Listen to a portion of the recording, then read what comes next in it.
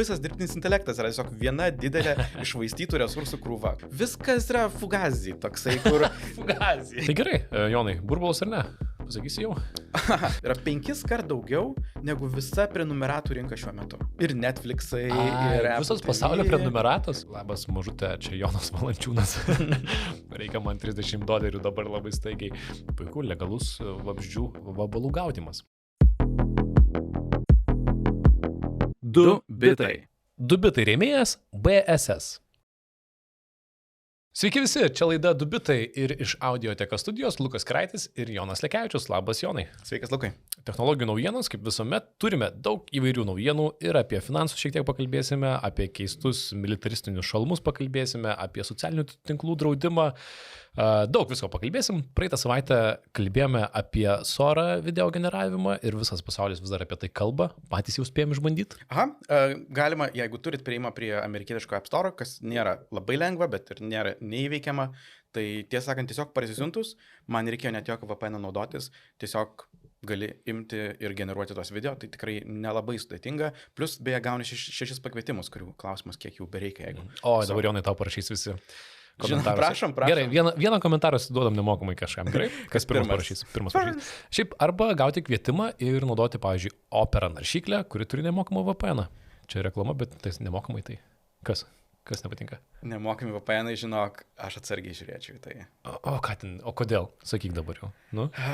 Tu niekada nežinai, kokius jie duomenys renka. Tu tiesiog siunti labai daug savo srauto jiems. Tai aš naudoju tik tai Sorą tam naudoju, bet šiaip ar taip, išbandėm Sorą, visas pasaulis apie tai vis dar kalba. Juokinga, kad iš to jau gimsta nauji trendai. Pavyzdžiui, šitas, kurį aš nustebau, man pirmą apie jį papasakojo viena moteris, kad jos vaikai ją apgavo. Čia tiksliau net ne Sora, čia tiksliau Nano Banana tikriausiai modelis, bet turiu menį vaizdo generavimas ir apgaulės dabartinis trendas ir vienas naujausių ir juokingiausių jų tai yra, kad sugeneruoji žinutę, kur, pavyzdžiui, šituo atveju parašai vyrui, kad namų tvarkytoja jau atėjo ir nusinti nuotrauką, kur yra visiškai seksy namų tvarkytoja. Tavo namuose atrodo viskas labai realistiška. Ir tada tau skambina jau vyras, skambina tau žmona, kas čia vyksta ir panašiai, o jinai tau pozuoja toliau ir drabužių gal net mažėja ir tu tiesiog ignoruoji tas žinutės ir sakai, čia jinai jau tvarkosi, čia jinai jau, žiūrėk, tavo naudoja rankšluostį ir panašiai ir pilnas internetas tokių apgaulingų vaizdų, tai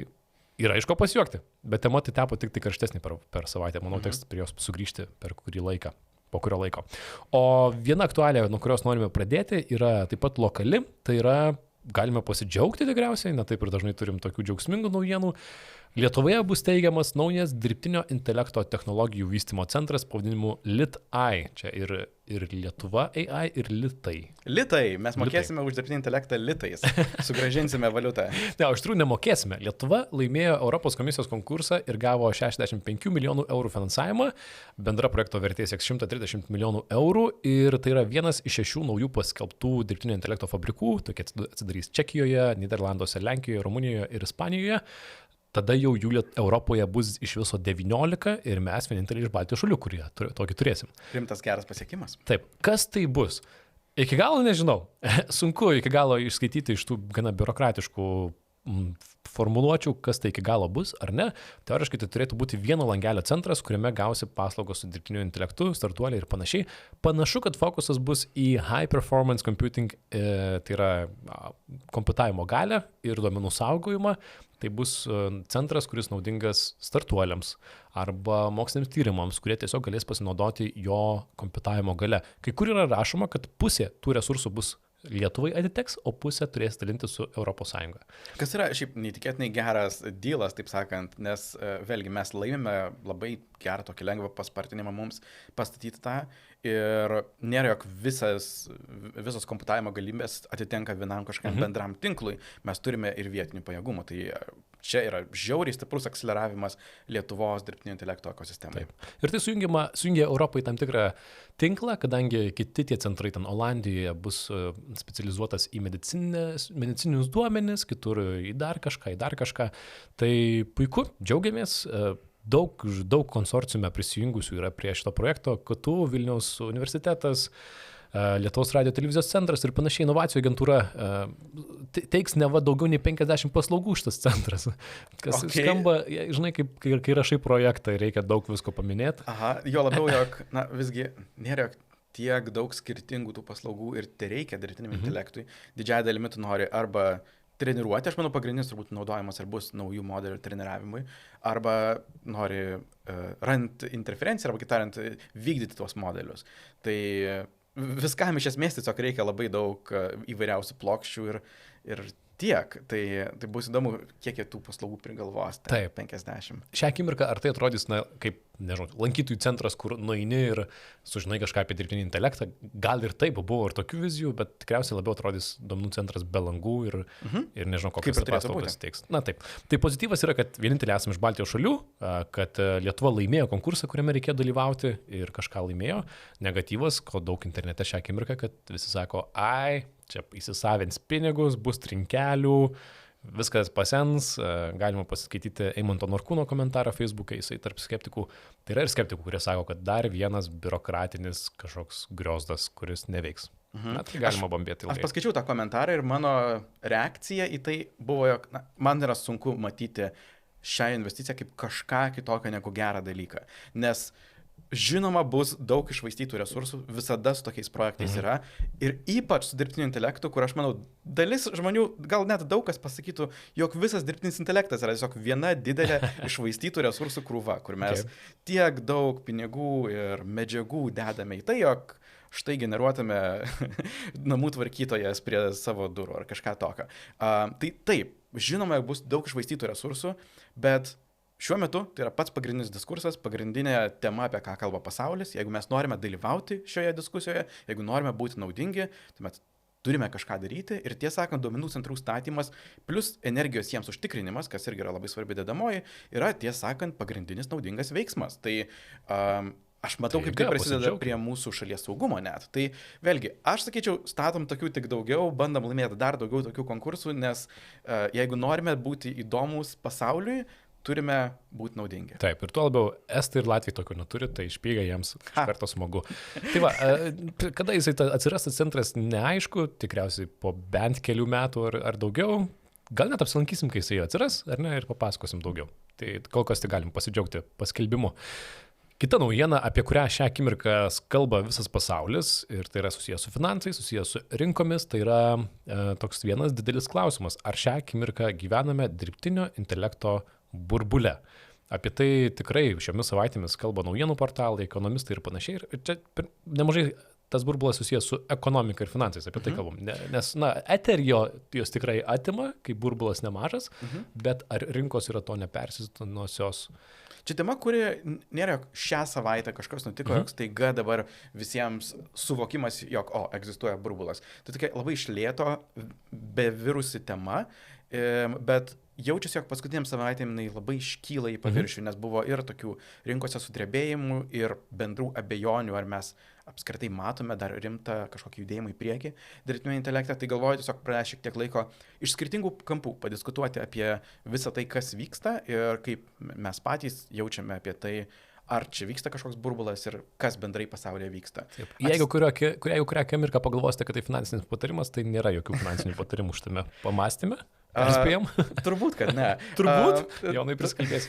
Gerai. Dabar pirks, parduos ir tu kaltas liksi. Aš būsiu kaltas, taip. Tai galima atsispirti nuo šios savaitės naujienos, kuri panaši į naujienos, kurias šnekėjom ir kelias praeitas savaitės, dar vienas didelis sandoris.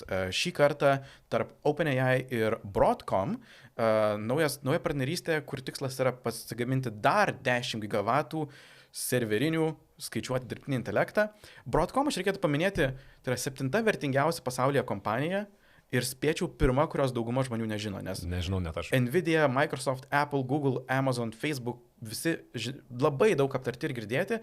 Ir štai už jų 7 vietoje stovi Broadcomas, kuris pagrindė daro ryšio įrangą, bet bendrai prisideda prie lustų dizainų ir panašių tokių serveriams skirtų komponentų gamybos.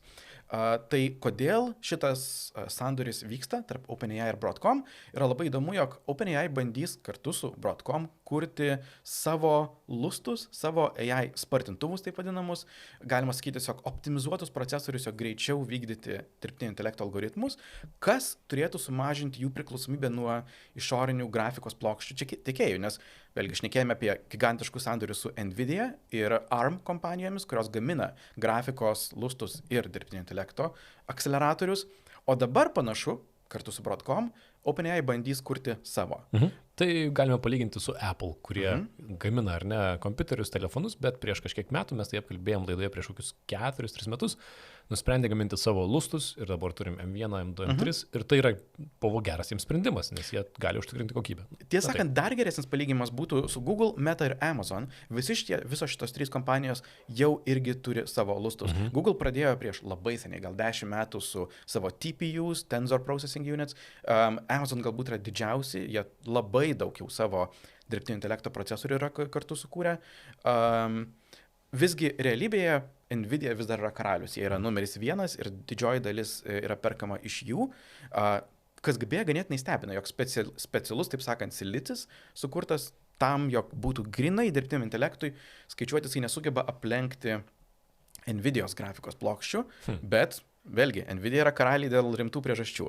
Tai įdomus sandoris, bet reikia turbūt paminėti, jog tai yra tas sandoris jau tokioje labai užveltoje raizgalynėje tų sandorių, kurių yra tiek daug. Skaičiuojama, jog vien šiais metais OpenAI sudarė virš $1 trilijono vertės sandorių. Arba įsipareigojimų. Viskas yra fugazi toksai, kur... Fugazi. Kur aš... Geras, pirmą kartą girdžiu tai. Aš tau duosiu tiek, tu man duosi tiek, mes nieko kol kas neperkam, bet visų akcijos šoka plus 10%. Man tai čia užkniso jau. Čia žinai, kas yra. Čia kaip Lietuvoje, aš kaip muzikantas galiu pasakyti, vieni kitus hypina ir ne, tai tu pavarysi. Tai aš varau pas tave į koncertą. Ne, tai aš pas tave atvarau. Prasme, tų sandorių tiek daug, vieni į kitus investuoja ir visų vertės auga. Ir iš esmės ekonomika Jungtinėse Amerikos valstijose tai šią akimirką yra dirbtinio intelekto technologijos. Taip.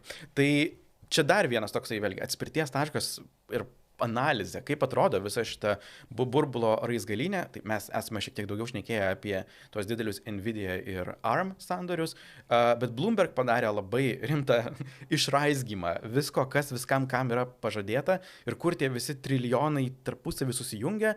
Tai galim parodyti vėlgi ir grafiką, kaip tai atrodo, nes visi moka visiems. Ir čia anagramą išaugti šetoną? Toks įspūdis, kur viskas suvažiuoja arba į OpenAI, arba į NVIDIA ir į visas aplinkui esančias besiplečiančias savo verte kompanijas. Oracle taip šovė į viršų.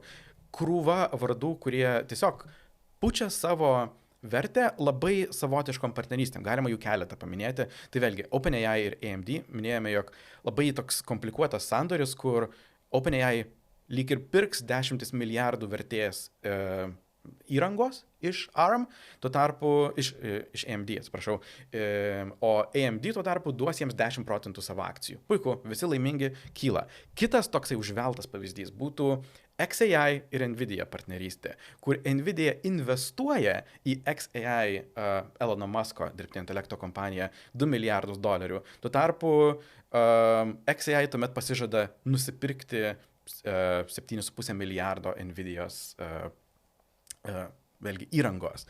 Ir yra daug kitų tokių pavyzdžių, kur vėlgi NVIDIA tiesiog investuoja į kompanijas, kuri vėliau tuos investuotus pinigus atgal sugrąžina. NVIDIA, tai CoreWeave irgi tokia debesijos platforma, iš kurios gali tiesiog nuomotis. Komputacija tą daro. Labai daug pasikartojanti šitą istoriją, kur tiesiog visi maitina vienas kitą. Ir turbūt todėl ir kyla tas pamastymas apie tai, jog skamba burbuliškai, ne? Taip, ir gal dar iš to fakto, kuris irgi jau bent pusę metų kartojamas, kad S&P 500 indekse vos kelios kompanijos, ir tai yra Jungtinių Amerikos valstijų technologijų kompanijos, susijusios su dirbtiniu intelektu, jos sudaro neadekvačiai didelę dalį viso finansinio indekso. Tai yra, galima sakyti, netvaru. Taip, tai yra netvaru. Jų akcijos augo daugiausiai ir tai atrodo, mažiausiai netvaru. Aš tai šitą žodį naudočiau. Tai gerai, Jonai, burbulas ar ne? Pasakysi jau? Mano bendra nuotaika, žiūrint į visą šitą, kaip sakai, šetono diagramą, yra savaime suprantama burbulas. Net nekyla klausimų. Ir beje, net ir Sam Altmanas tą sako, jis aišku, tą sako pozityviau, kartais burbulai yra labai naudingi, paakseleruoti mūsų kelią. Labai lengva jam sakyti, kai jis yra šito burbulo centre ir didžiausia, galima sakyti, priežastis, kodėl jis taip smarkiai išaugo. Bet geras bendras pastebėjimas yra tai, jog, ir vėlgi apie tai jau rašo ir Financial Times, jog visa Amerikos rinka, praktiškai visa Amerika tapo vienu dideliu statymu ant dirbtinio intelekto, kur daro tokį all-in, visus žetonus, visą kapitalą meta į vieną technologiją. Nieko keisto, jog tada atsiranda labai daug tos finansinės inžinerijos, kur visi galvoja, kuo labiau užveltus sandorius. Prie to beje labai prisideda ir tai, jog OpenAI vis dar yra privati kompanija. Jiems nereikia aiškintis, kaip jų akcijos auga ir kyla. Jie tiesiog gali iš oro, galima sakyti, gaminti pinigus iš pažadų. Bet mano akimis tai tikrai neišvengiamai burbulas. Kiek didelis burbulas, nes jau šią savaitę galėjome pasiskaityti ir Tarptautinio valiutos fondo vadovo komentarą, kad jisai sako, taip pat ir Anglijos bankas įvardyja padidėjusios staigios korekcijos riziką, kas yra gražų žodžiai pasakyti, kad galbūt rinkos taisysis. Bet tuo pačiu nekalbama apie kažkokią ekonominę krizę, nelyginama su 2008 metais, visai kiaus priežastys, ar ne? Dažniau lyginama su .com. Tai 2001 metai, kai įmonės daug investavo, verslai investavo į tuo metu www verslus, atrodė internetas yra ateitis ir buvo ateitis. Tiesiog rinkos buvo ne šiek tiek, o stipriai pervertintos, nes hypas buvo didžiulis. Tai kai kas lygina su tuo, jeigu tai būtų, tai rinka supurtytų gana stipriai. Tai ir daugam skaudėtų, ir daugas nudegtų, ir būtų daug chaoso. Vėlgi, IMF vyriausiai ekonomistė šįryt, kai rašinėjame, parašė naują analizę straipsnį apie tai, kokio dydžio tas sprogimas gali būti. Ir jį pastebėjo, jog tiesą sakant, tai būtų dar didesnis sprogimas negu .com. Kodėl, manau, šitos tokie du išsipūtimai yra lyginami tarpusavyje, jie yra panašūs savo kapitalo poreikiu. Prieš 25 metus tai buvo, mums reikia nutiesti labai daug laidų, sujungti visą pasaulį į internetą, tam, jog vėlgi, būtų galima pardavinėti žmonėms per internetą visokiausias paslaugas. Dabar investicijos yra, tiesą sakant, dar didesnėme maste, kuris geriausiu atveju yra prilyginamas tik tai kelių tiesimui. Reikia žiūrėti vos net didžiausius inžinerinius projektus žmonijos istorijoje, tam, jog priartėti, kokią didelę visą ekonomikos dalį mes skiriame kažkokiam vienam projektui, taip sakant. Tai žiauriai didelis skaičiai, tos ekonomistės Gita Gopinath skaičiavimu bendras sprogimo mastas gali būti iki 35 trilijonų vertės nurašymo iš visų rinkų vertės. Jis skaido daugmaž 20 trilijonų prarastų amerikiečiai patys ir 15 trilijonų prarastų visi už Amerikos investavę į Ameriką. Ir čia yra didelis skirtumas tarp .com burbulo, kur buvo žymiai mažesnis užsienio investavimas į Amerikos rinkas. Dabar mes, vėlgi, per daug metų buvo tokia cheat kodas, žinai, kaip gaminti pinigus, tiesiog negalvoji, investuoji į tą S&P 500, rinkos auga, akcijos auga, ypač technologijų bendrovės tiesiog pumpuojasi ir tau net galvot nereikia. Ir aš manau, tas labai smarkiai prisideda prie viso šito burbulo išauginimo, jog visas pasaulis investuoja į Ameriką ir visi tikisi kažko. Taip, Europoje sunku rasti, ką čia taip jau įspūdingai investuoti. Gerai, tai dabar visi galvoja, kada man parduoti. Ar jau selint, Jonai? Aš manau, geras pagalvojimas yra, vėlgi, kas išsprogdintų tą burbulą. Nes mes turbūt jaučiame tam tikras užuominas, jaučiam tai, jog, gerai, dirbtiniai intelektai yra didelis pažadas, jog bus kažkokia pažadėtų į žemę su tuo AGI, bendriniu dirbtiniu intelektu, kuris bus protingesnis už žmogų, bet kažkaip neatrodo, kad labai greitai artėjame link to. Ir aš manau, bus keli dalykai, kurie, taip sakant, yra toks kardas, kuris kabo virš dirbtinio intelekto kompanijų. Tai yra, ką jie turi įrodyti, ką pristatyti, jog burbulas nesprogtų. Nes jeigu jie nesugebės to padaryti, aš manau, negali būti, jog nesprogs. Aš galvoju, sakysi, kas nutiks, kai sprogs, bet gerai. Visų pirma, jie turi įrodyti pajamas. Ir šiuo metu neatitikimas tarp investicijų ir pajamų yra nesuvokiamas. Ir aš noriu paminėti keletą tokių skaičiukų. Tai vėlgi, šiuo metu ten tie sandoriai yra trilijonais, bendrai investicijos, kurios įplaukė į OpenAI, yra skaičiuojamos virš 100 milijardų, tuo tarpu OpenAI sugeba uždirbti per metus apie tik 12 milijardų dolerių pajamų. Vadinasi, yra didžiulis netitikimas tarp to, kiek daug juos investuojama ir kiek jie uždirba. Bet kitas labai svarbus kintamasis yra, kiek greitai jų pajamos turėtų augti, jog visą šitą burbulą išlaikyti ir kompensuoti. Jie sako, yra skirtingi skaičiavimai, vėlgi iš Financial Times, Bloomberg, jog jiems reikėtų išauginti visą, taip sakant, dirbtinio intelekto pajamų rinką iki 10 trilijonų, kas yra 5 kart daugiau negu visa prenumeratų rinka šiuo metu. Tai daug reikėtų, nebent pabrangintų mūsų prenumeratas ChatGPT 5 kartus ir visi laikytųsi, sakytų, gerai moku. Čia toliau. Visa prenumeratų rinka kartu. Tai visos, kokia visa? Ir Netflixai, ir Apple visos TV, pasaulio prenumeratos? Daugmaž tiek. Okay, daug. Tai tada nebent, jeigu mokėtume po 2000 mėnesių už ChatGPT. Vėlgi, turbūt toks yra spėjimas. Jie turbūt todėl sako, jog mes turime tenai 100-200 eurų planus, bandymas įtikinti, jog kažkada žmonės mokės tiek daug. Ir tikrai dabar yra keletas žmonių, kurie tiek moka, bet sunku įsivaizduoti, jog tai būtų realu ir pasiekiama, ar ne? Taip. Tai vėlgi, jeigu nesugebėtų įrodyti pajamų, vis dar yra šansas, jog burbulas išsilaikys, jeigu jie sugebėtų atvesti tą AGI. Kažkokiu būdu įrodyti, jog šitą mistinę technologiją, kur pakeičia visą žmogaus protinį darbą, iš tiesų gali egzistuoti. Vėlgi, nežinau, kiek tu pats esi, kiek tu galvoji, kad tai yra realistiška per kelis metus. Ne, iš to, ką papasakojai, skamba nelabai realistiška, nors aš galvoju apie Tesla akcijas, ar ne, kurios irgi finansų analitikų yra įvardinamos kaip pervertintos, ar ne, jos... Gerokai. Taip, gerokai, bet jos ilgą laiką važiavo ant hypo, ant Elono Musko, dabar yra kas tuo tiki, nes tikisi, kad Tesla pereis ant autonominių robotų arba baterijų. Jo, ir žada, jog čia bus ta 100 trilijonų rinka, nes pakeisime ne tik visą protinį darbą, bet visą fizinį darbą, viską darys robotai. Tai vėlgi yra tas toks naratyvo statymas, bandymas pateisinti burbulą, kuris turėtų egzistuoti. Tai labai daug argumentų, kodėl, tiesą sakant, aš nemanau, jog burbulas gali ilgai išsilaikyti, bet norėjusi turbūt apie tai pašnekėti ir paanalizuoti, kiek daug skaičių. Mažiausiai garsinti, ne tai, kad mes žinom, kas čia nutiks, ar sproks ar nesproks, bet visas pasaulis apie tai kalba ir vis sunkiau tai ignoruoti, ką pavyko galbūt dar praėjusius pusę metų ar panašiai. Galų gale yra riba, kiek galima įsisavinti tų naujovių, ar ne, ir kaip greitai galima pastyti tos dirbtinio intelekto centrus duomenų ar panašius dalykus, juk viskas užtrunka, o pinigus atmokėti reikės greičiau, skolos reikės greičiau. Ir labai gali būti, jog tas burbulo, taip sakant, sprogimas arba smarki, skubi rinkų korekcija gali būti nutiks anksčiau negu baigus statyti ir įgalinus visus tos duomenų centrus, tai tuomet bus tikrai savotiškas laikas, kur galbūt bus nepasitikėjimas dirbtiniu intelektu, bet itin daug pinigų suvesta į infrastruktūrą, kuri lauks geresnio pasitikėjimo, gal kažkokių, vėlgi, algoritminių proveržių. Taip. Na, tiesiog išvada, pasižiūrėkite, į ką esate investavę ir galbūt geras laikas tiesiog apie tai pagalvoti. Einam į kitą temą, ar ne? Aš noriu irgi nemažą temą paliesti, visai įdomią, porą kartų mes tai praleidome, bet Lietuvoje apie tai kalbama. Naujiena yra tokia, kad Danija draus socialinius tinklus moksleiviams, vaikams iki 15 metų.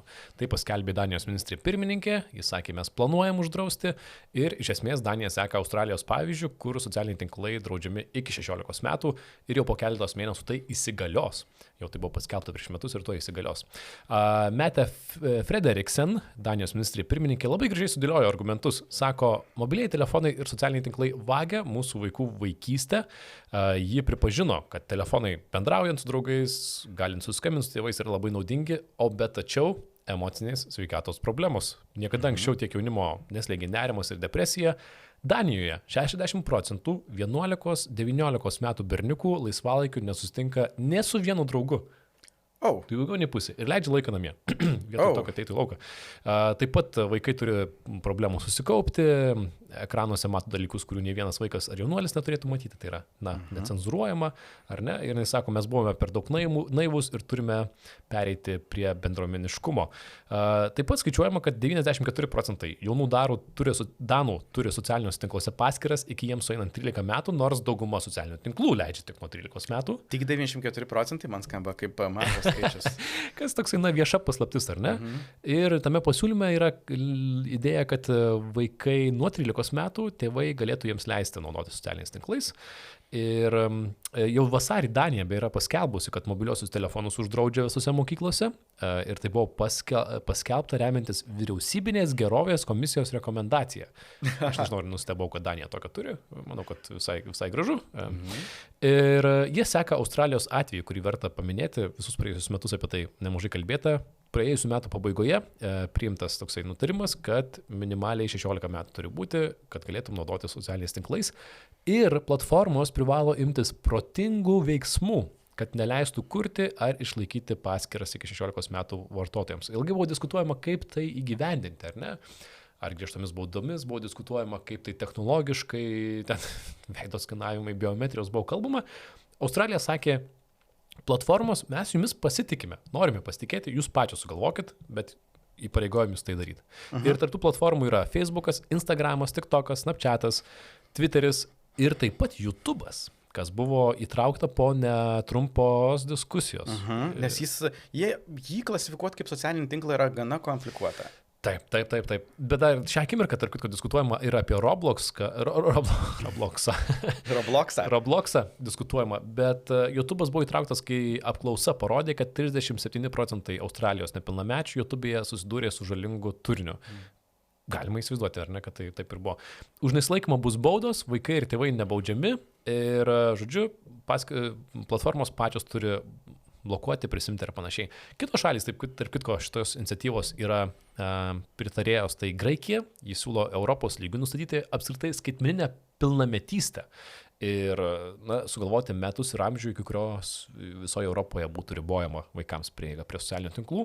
Norvegija pateikė pasiūlymą dėl 15 metų amžiaus cenzo socialiniams tinklams. Prancūzija apie tai galvoja, Brazilija, Naujoji Zelandija, jie registruoja šiuo metu įstatymus ir tikriausiai visai nenustebino naujiena, kad Instagram kelios dienos prieš Danijos paskelbimą paskelbė, kad jie įveda griežtesnius paauglių apsaugos nustatymus ir ribos turinį vartotojams tarp 13-18 metų ir visiems jiems, tai yra visame pasaulyje, pritaikys PG-13 lygį. Tai yra Jungtinėse Amerikos valstijose naudojamas kine, naudojamas turinio klasifikavimo tokia sistema. Ir cenzūra, kad ten gali būti šiek tiek smurto, bet jis nežiaurus, gali būti čiut romantikos, bet nenuogybių, vaikams iki 13 metų. Tai šią akimirką tai veiks Jungtinėse valstijose, Jungtinėje karalystėje, Australijoje, Kanadoje, bet panašiai iki metų pabaigos turėtų veikti visame pasaulyje.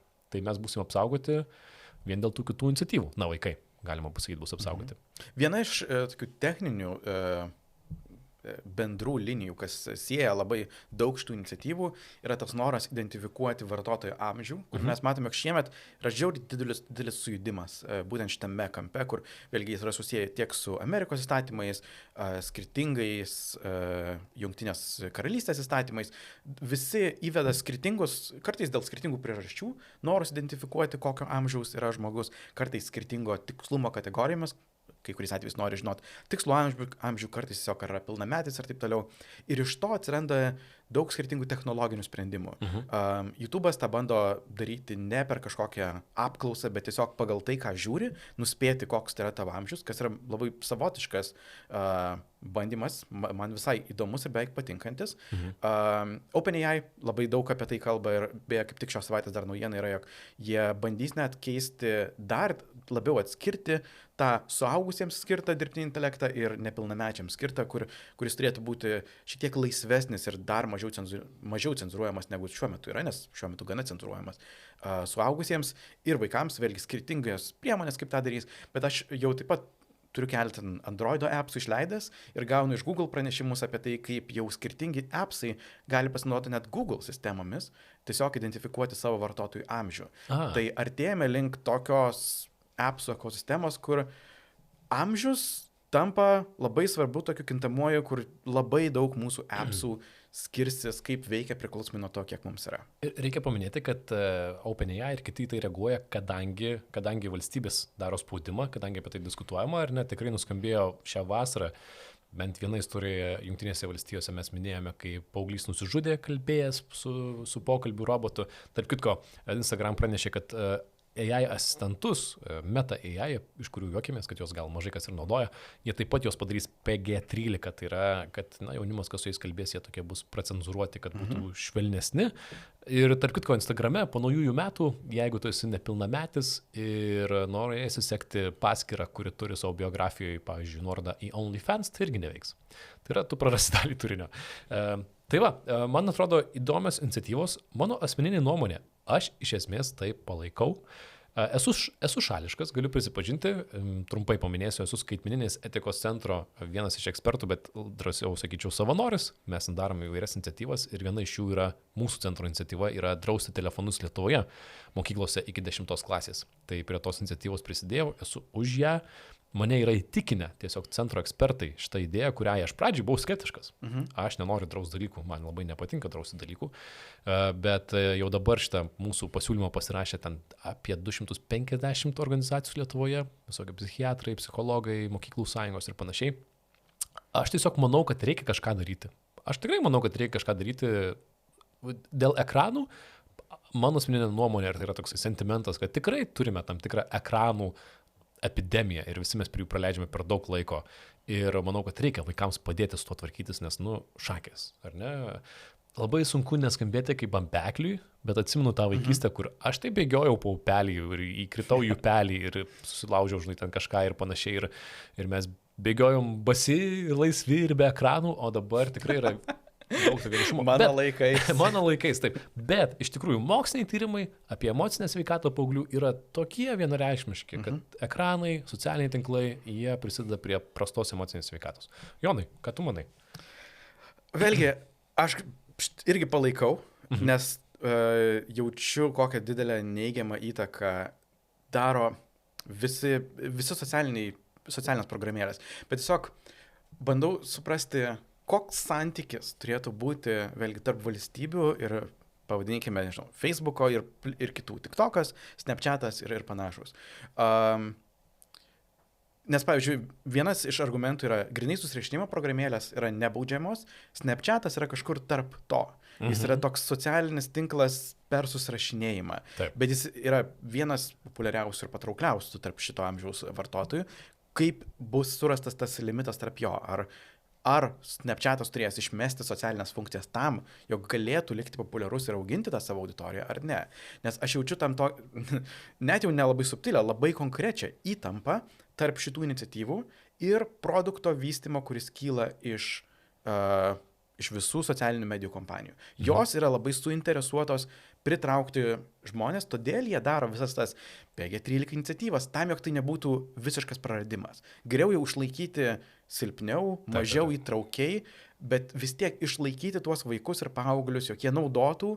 Ir aš manau, mes matysime labai daug įvairiausių šitų taisyklių apėjimų, bandymų išlikti svarbiems vaikams, kurie yra jauni ir kažkokiu būdu vėlgi išlikti šitame dialoge. Nes jie nenorės tiesiog pasakyti, iki 15 metų negali tiesiog net užsiregistruoti ir mes patikrinsime tavo amžių ir iš viso neleisim nieko tau daryti. Mes taip nebus. Labai stengsimės, ar ne? Bet, pritariu tau, man atrodo, tik to, kas užsiminė apie idėją galbūt paleisti atskirą versiją, kuriai iš vis nereikėtų registruotis, atsidarai tik to kaip televizorių ir ten žiūri video, kurie yra, saugesni tikriausiai, pracenzuruoti, ar ne? Bet ar manai, jog tas saugumas šiuo atveju, nors kažkiek pakeis visą tą statistiką, jog žmonės neina iš namų ir nesusitinka su draugais. Nes čia yra būtent ta strategija, kaip jie nori sakyti, jog, mes būsime labai saugus, labai draugiški, jokio blogo turinio, kai turbūt problema yra pačio, nesvarbu kokio turinio, įtraukumas savaime. Taip. Aš noriu pacituoti dar kartelį Danijos ministrę pirmininkę, jinai, man atrodo, puikiai pasakė tą esmę problemos, kad mes vaikų skaitmeninį gyvenimą palikom platformoms, kurioms niekada nerūpėjo jų gerovė. Tai yra, jiems nerūpi jų gerovė ir reikia to nepamiršti. Reikia atsvaros tam, reikia pagalbos vaikams. Tai aš pritariu tau. Man neramu, kad sunku yra pasverti, kuri ta platforma ar ne verta, neverta ir kad tam nėra objektyvių, įstatymiškai kažkokių. Jeigu tu patenki į šitą kategoriją, jeigu atitinki kriterijus, tai tu iš karto automatiškai patenki į atkrentančios, nes, pavyzdžiui, YouTube'as, ten yra daug edukacinio turinio. ten yra pamokų, Taip. kurios reikalingos, ar ne, Kurios uždrausti mokytojai YouTube naudoja. Lietuvoje. Aš nesu tikras, ar tai gera idėja. Aš nežinau, ir čia yra nemažai vietos diskusijai. Ir vienas iš iššūkių dar su šita kažkokia linijos sugebėjimą pabrėžti, kas yra gerai ir kas yra negerai, jog vos atsiranda linija, atsiras produktų, kurie bus sukurti tik iki tos linijos. Vėlgi, sakys, negalim naudoti bendro YouTube, išskyrus video, kurie YouTube'as, manys, jog yra puikus ir edukaciniai. Puiku, išeis YouTube Education koks nors appsas, skirtas vaikams iki 15 metų ir jis lygiai taip pat suvalgys visą tavo dėmesį ir laiką. Taip, bet yra gerų iniciatyvų. Pavyzdžiui, buvo prieš porą metų problema, kad YouTube'e pilna, vėlgi, aš negaliu sakyti tų žodžių, nes YouTube'as mus cenzuruos, bet tas žodis prasideda P, antras žodis E, D, O, F, I, L, ar ne? Ir jie komentaruose nuolat žymi timestampsus, kurią sekundę ten matote šokančią mergaitę ir jos, nežinau, rūbai prasiskiria.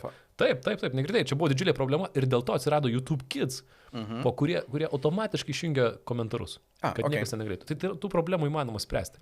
Pabaigai aš noriu pasidalinti savo visiškai neobjektyvę apklausą, kurią padariau savo Instagrame. Paklausiau žmonių, ar pritartumėte tokiam draudimui Lietuvoje drausti socialinius tinklus vaikams į 15 metų. Auditorija pas mane dauguma yra jaunesni negu 25 metai ir dauguma, tai yra beveik 400 balsų, 88% pritartų ir 12% nepritartų. Tai nemažai pritarimo šitai mano neobjektyvioje apklausoje. Bet aš tikiuosi, kad šita diskusija užsidegs Lietuvoje ir aš prie jos prisidėsiu.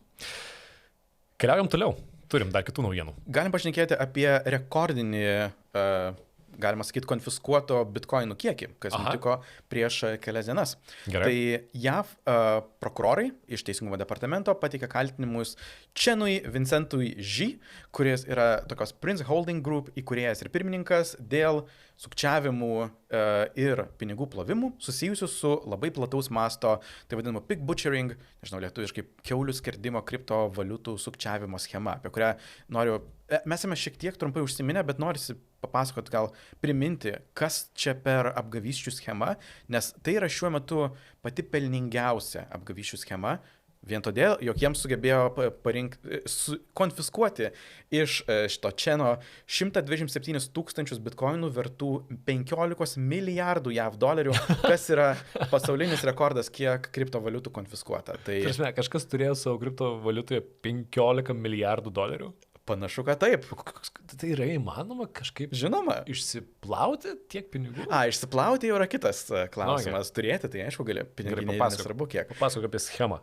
Bendrai šita schema yra susijusi su visais blogiausiais dalykais, kas yra įmanoma šioje žemėje turbūt. Tai yra vergyje, galima sakyti, prekyba žmonėmis. Prekyba žmonių aukos dažniausiai yra apgyvendinamos tokiuose dideliuose kompleksuose. Šiuo atveju Prince Holding Group turėjo didelį kompleksą Kambodžoje. Kambodža yra viena populiariausių šalių, iš kur šitos apgavystės kyla.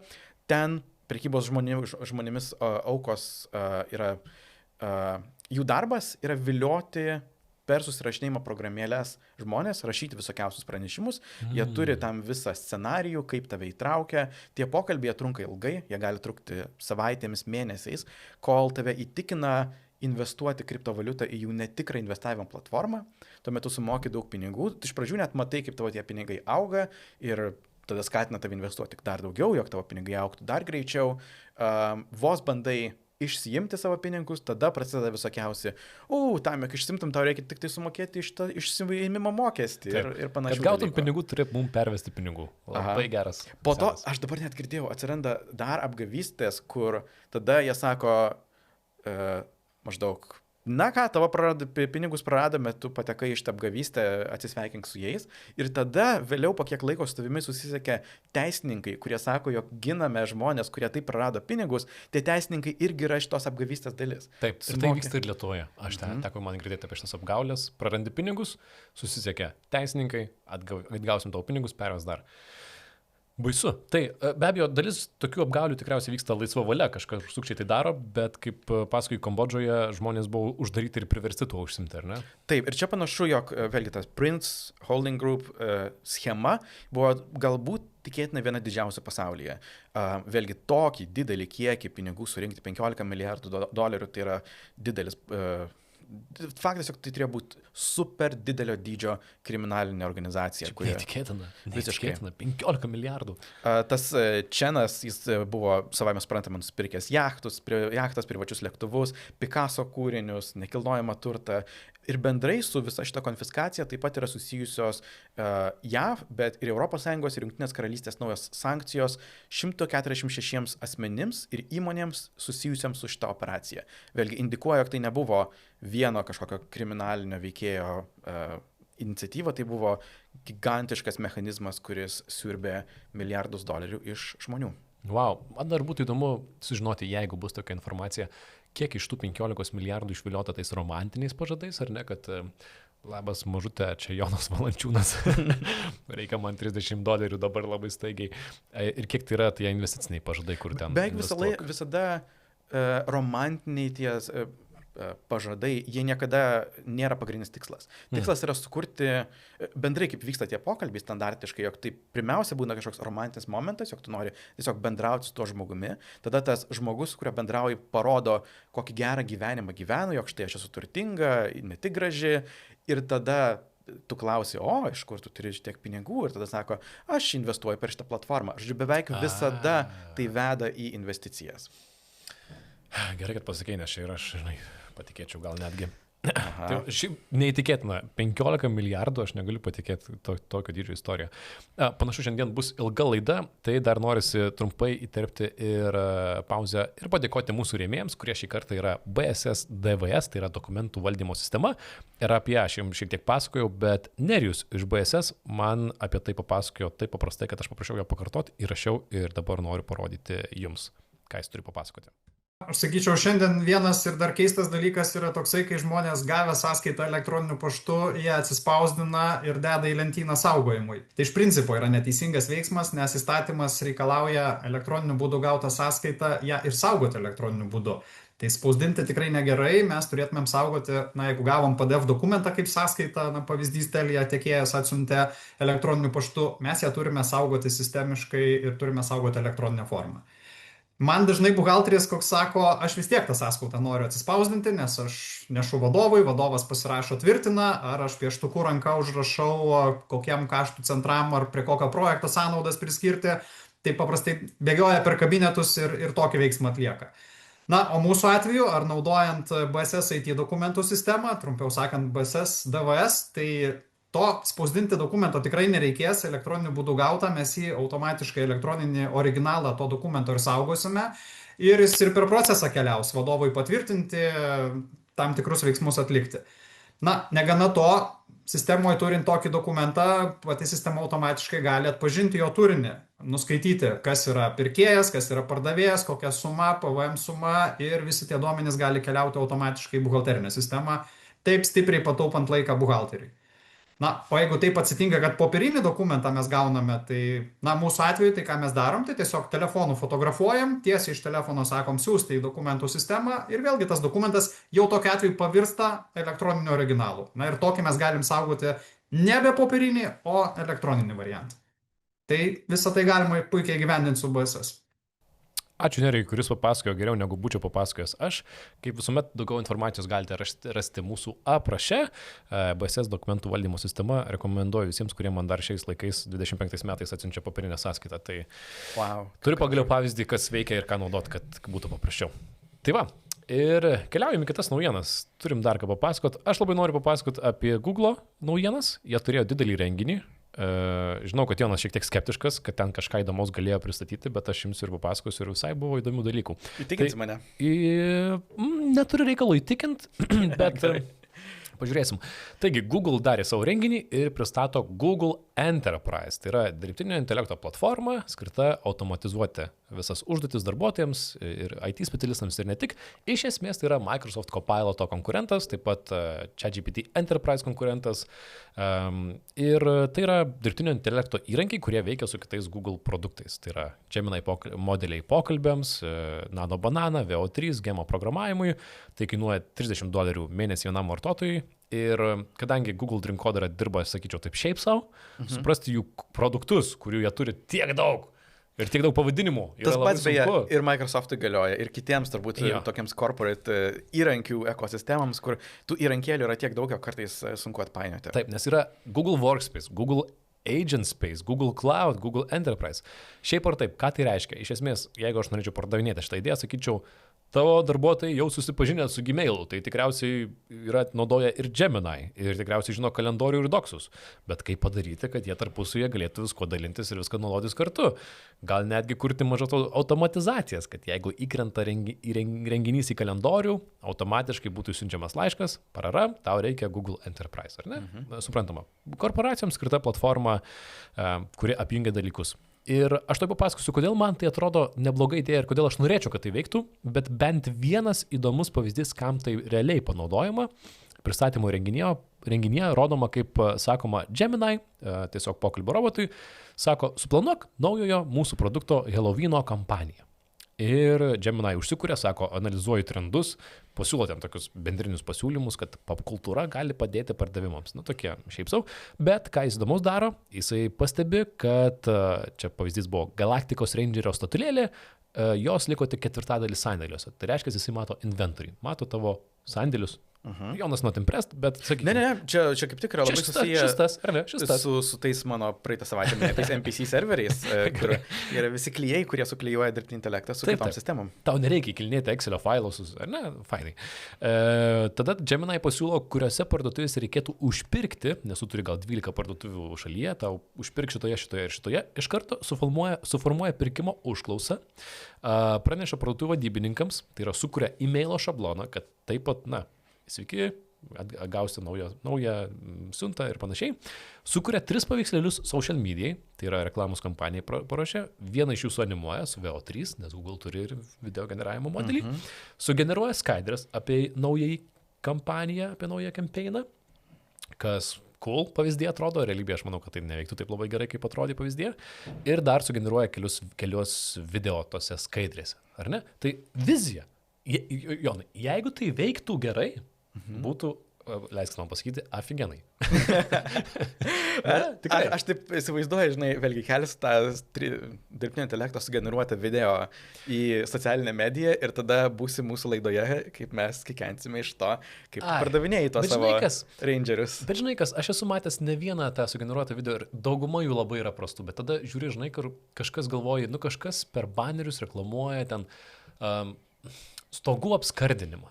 Suprantu. Ką tu ten jau labai, ką tu ten, be abejo, galėtum eiti kūrybiškų kelių ir padaryti labai kūrybišką ir įdomią reklamą, bet jis pasakymus, kažkas googlino stogo skardavimas ir tau išmetė tą reklamą, kur, sveiki, čia žmogeliukas, mes to užsiimam.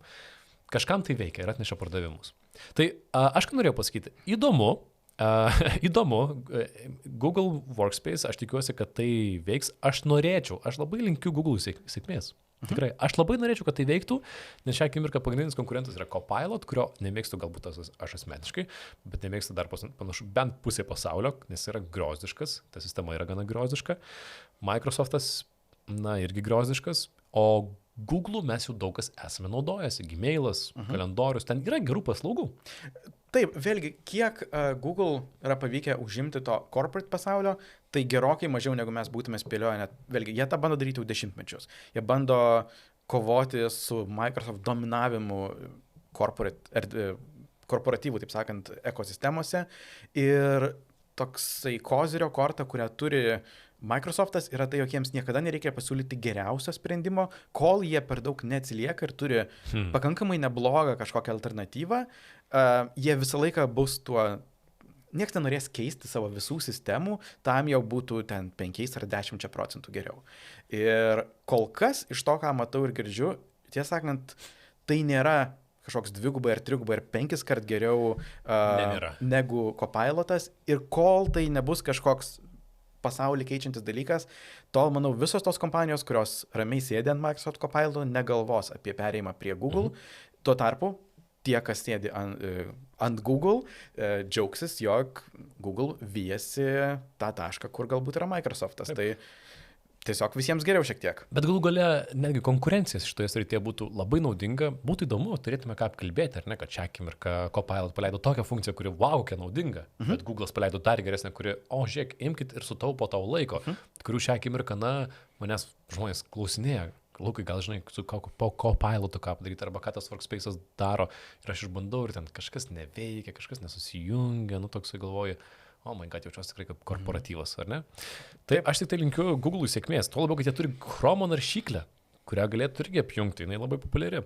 Bet prie šito bambėjimo pridėsiu dar visiškai mažą smagę naujieną, tai yra Gmail'o nauja funkcija, kuri pasirodys daug kur jau šiais metais, tai yra Gmail Help Me Schedule, padėk man suplanuoti. Vėluojanti 100 metų funkcija, elementarus dalykas, bet Gmailas tik pademonstravo, kad greitų metu rašant laišką arba skaitant laišką atsiras atskiras mygtukas, kuris sakys, padėk man suplanuoti susitikimą ir prisijungia prie to kalendoriaus ir automatiškai pasiūlo laikus, kada tau patogu susitikti. Bet jis kažkaip neįsiskverbia, taip sakant, į kito žmogaus kalendorių pasakyti, ar jam kažkokie laikai tinka. Geras klausimas, panašu, kad ne, pasiūlo tik tau vienam. Nes čia yra didžiausias iššūkis su visais, kodėl Calendly ir panašus įrankiai yra tokie patogus, jog tu visą laiką nori žinoti ir ką kitas žmogus, kada jis yra laisvas, todėl duodi neretai jam tiesiog rinktis laiką iš tų, kurie jam tinka. Tai... Taip, nes yra panašių servisiukų paslaugėlių, kurios tai daro, ar ne, bet turi išeiti iš Gmail'o, turi kažkokią, ar tai siūs nuorodą, ar dar kažką, ir man atrodo, jeigu kitas žmogus yra Gmail'o naudotojas, tai anksčiau ir vėliau tai turi veikti ir tai tikrai palengvintų man gyvenimą. Tai, žinau, kad jau buvo Boomerangas for Gmail, kuris ten leido kažką padaryti. Buvo Google Calendar, turėjo appointment scheduling ir booking page, bet kai kurį turi atskirai nueiti ir panašiai. Taip. Bet čia yra tos mažos smulkmenos, kurios tikrai palengvina gyvenimą. Tai, nežinau, kol kas neleidžia to išbandyti, palengva paleidinės, kas norėsit, išbandysit ir šiek tiek gyvenimas palengvės. Googlai, aš tavo pusėje šį kartą esu.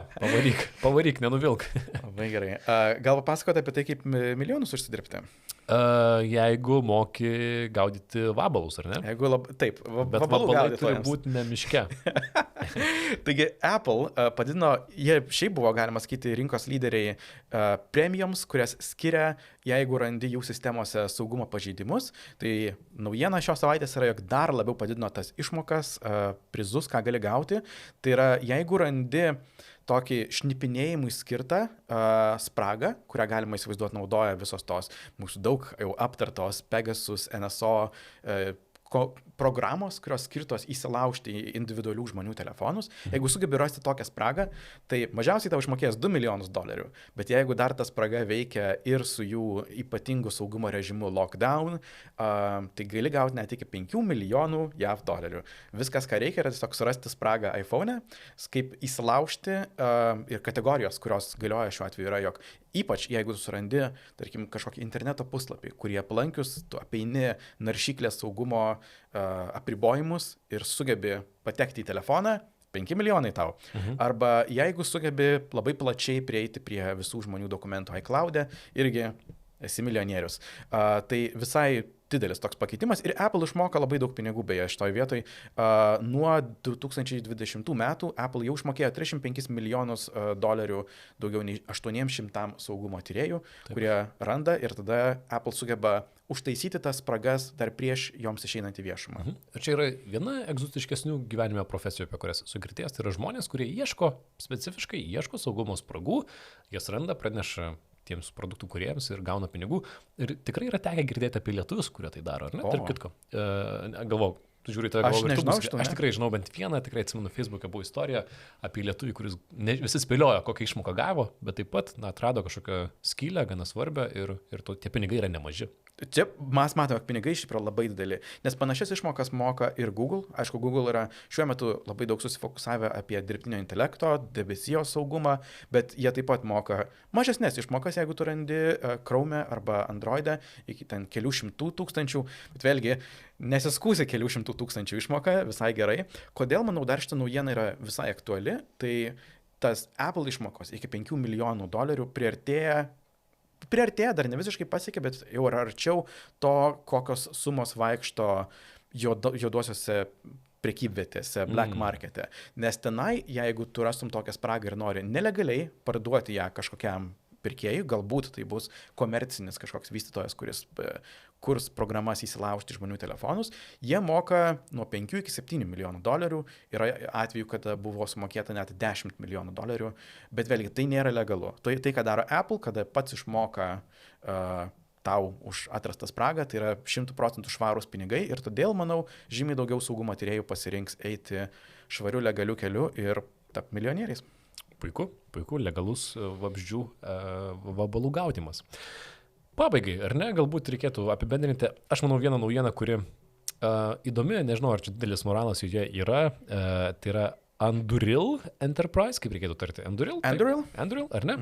Taigi, technologijų įmonė pavadinimu Anduril Enterprise, ji paskelbė apie projektą Eagle Eye, tai yra maišytosios realybės sistema integruota į kariškus šalmus. Ir čia pažiūrėti paprasčiau negu papasakoti, matome pristatomą į video, jame kaip video žaidime. Tu iš esmės turi tokį išmanų karišką šalmą, apačioje kairėje matai žemėlapį ir kuriame esi kaip GTA. Papildomai ekrane gali matyti, pavyzdžiui, vaizdą iš drono viršaus, tai yra tu žiūri kažkur tiesiai kažką, bet dar matai ir drono vaizdą. Gali perjungti tarp skirtingų kamerų ir sensorių, pavyzdžiui, įjungti šiluminę kamerą ir panašiai. Tu girdi garsą 3D audio formatu, tai yra tu, nors esi su šalmu, kuris augo ausis ir panašiai, bet mikrofonai, kurie tarp kitko yra, visi juokauja kačių ausyčių formos ir iš to visi čia šiek tiek daro juokelius. Jie tau, rodo, kur garsas, gal jį netgi sustiprina. Ekrane yra pažymimi objektai, pavyzdžiui, užfiksuojamas judantis žmogus ir tau žymi, kad jis eina, net jeigu ten jo šešėlis labai neriškus, bet tu matai, taip periferijoje, kad čia žmonės vaikšto, ar ne? Ir netgi tame video pavaizduota, aš nežinau, kaip tai padaro, bet kad tavo kolegos ten, nežinau, šturmuoja pastatą ir jie eina į kambarį ir tau per sieną rodo, kur jie yra. Oh, wow. Bet čia tokia visa vaizdo grafika. Tai vieniems tai yra labai kietas karinis, gadgetas, ar ne? Kitiems šiek tiek distopiška, kad tai yra sužaidybintas karas, ar ne? Kad... Distopiška ne tik dėl to, bet ir dėl to, jog vėlgi visose filmuose, kada tu įsivaizduoji ten blogiukus, jie turi tokius šalmus, kur nematai jokio jų veido.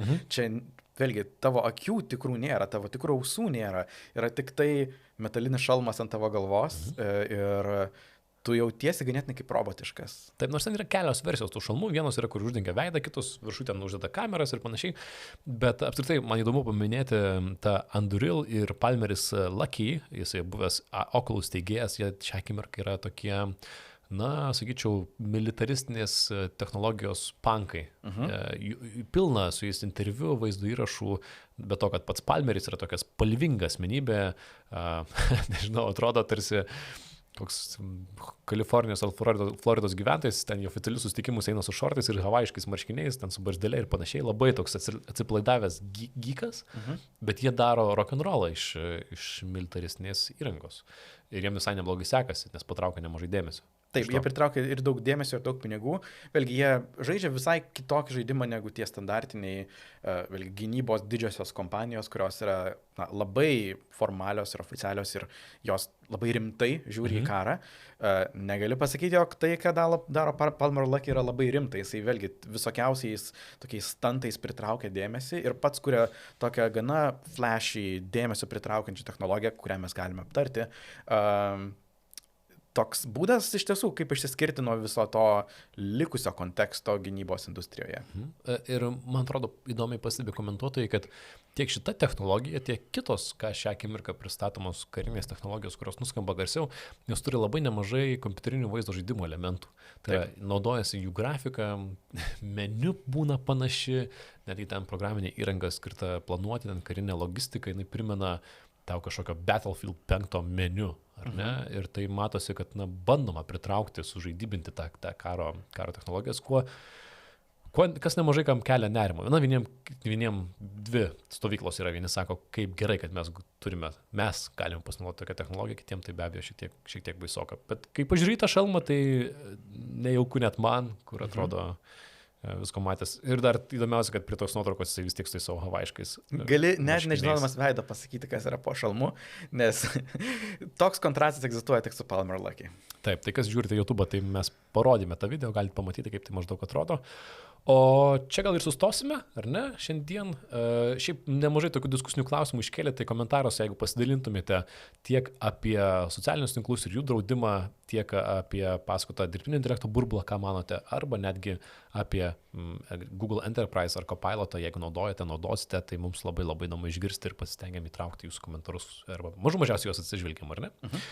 Tai čia ir sustokim. Du bitai, Lukas Keraitis ir Jonas Lekevičius, sakome ačiū ir iki kitos savaitės grįšim su kitom technologijų naujienom. Iki. Iki. Du bitai. Du bitai rėmėjas BSS.